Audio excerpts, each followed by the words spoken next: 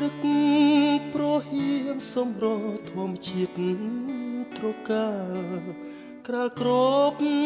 ដកដានដោយទឹកសន្សើរក្លិនផ្កាព្រៃក្រអូបស្រូបគ្រប់ដងហើក្លិនផ្សះផ្សាសន្សើរបេះដូង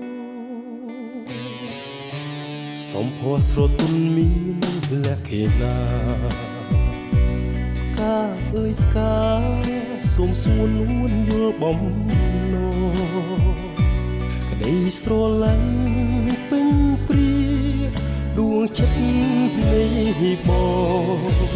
សូមធ្នមផ្កាទាំងកងក្នុងហារទី